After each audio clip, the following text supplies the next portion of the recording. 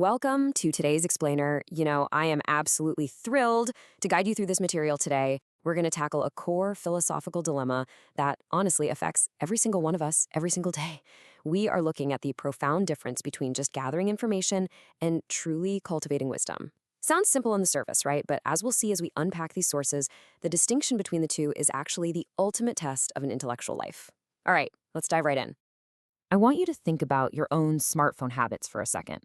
In a world of endless, infinite scrolling, how much of what you read, watch, or listen to on a given Tuesday actually matters by Wednesday?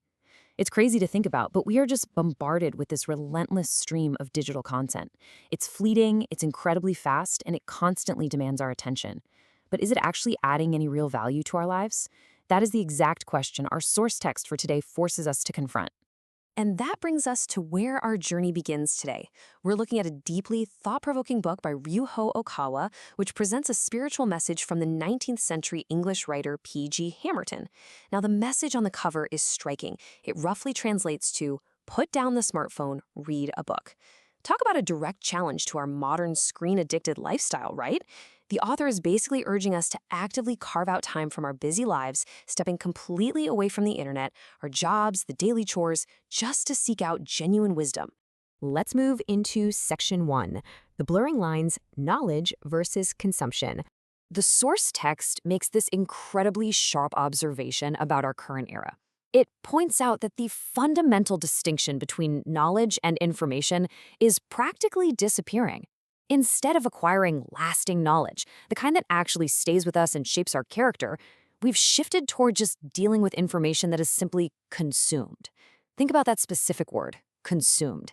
It's kind of like a fast food meal. It totally satisfies a momentary urge, but it doesn't provide any long-term intellectual nourishment whatsoever. It's here today and literally forgotten by tomorrow. So the absolutely crucial point here is understanding this core dichotomy presented in the text, information versus wisdom. On one side of the scale, we've got information. The text defines this as temporary, super tied to the present moment, and essentially meant for rapid-fire consumption. But on the other side, we have wisdom. Wisdom is described as universal, holding this profound, lasting value that totally transcends the immediate moment. It's basically the difference between knowing the weather forecast for today and actually understanding the climate. Let's break down how the author characterizes this modern information just a bit further. According to the text, information is completely tethered to our current digital environment. It is rapidly changing. What's trending in the morning is old news by the afternoon, right? And because of that sheer speed, it is ultimately superficial. It's the daily trivia of our lives. Sure, it feels urgent right now, but it completely lacks the depth required to actually build a meaningful intellectual foundation. Now, in stark contrast, the pursuit of wisdom represents the true essence of an intellectual lifestyle. The text outlines that wisdom is universal, meaning it applies across entirely different eras and situations. And acquiring it, well, it isn't quick. It requires deep reading, intense focus, and a really conscious effort to just step away from all the noise. It's about engaging in the kind of intellectual training and continuous effort that the author argues is absolutely necessary even in fields like art and beauty. It's a deliberate, highly cultivated practice. And here is why this matters specifically today. The author emphasizes that this challenge is uniquely critical for millennials and digital natives, people who have grown up entirely immersed in this digital sea.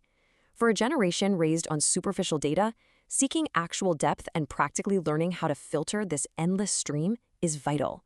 The text expects these digital natives to use these deep concepts as a practical theory for both life and work. Which brings us to section 2, the ultimate judgment, when the coffin closes. So at the end of chapter 11, right after Hamerton's spiritual message concludes, Ryuho Okawa expresses this genuine surprise. He's struck by a deep, almost soul-level connection between Hamerton and the questioner, Mr. Saito.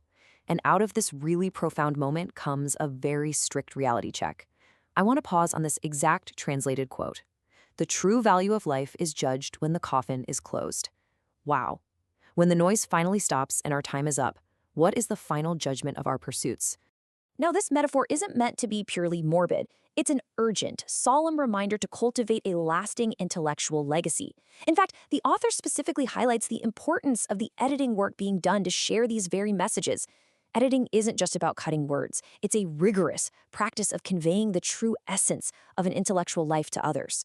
When that coffin closes, you aren't going to be evaluated on the daily trivia you consumed, but on the universal wisdom you cultivated and left behind.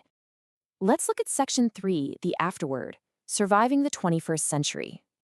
In the afterword, the author totally acknowledges that grasping these deep, timeless concepts is actually really difficult for modern people who are so used to fast-paced consumption. However, he introduces a vital path forward here, expressing a strong hope that readers can obtain what he calls a new key. So, what exactly is this new key? Well, the text defines it as the ultimate survival tool for the 21st century.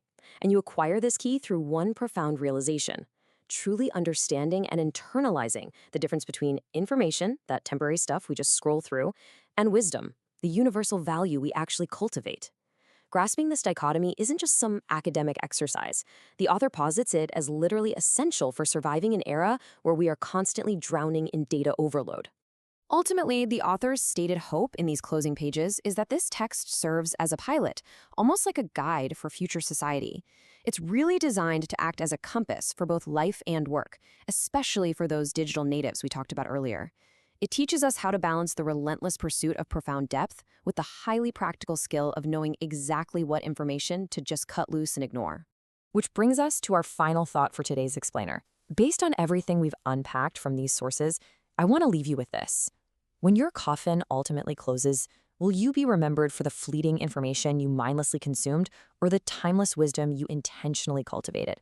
It's a pretty heavy question for sure, but it's exactly the kind of deep reflection required to find that new key for the 21st century. Thank you so much for exploring this with me today. Keep learning, keep questioning, and I'll see you next time.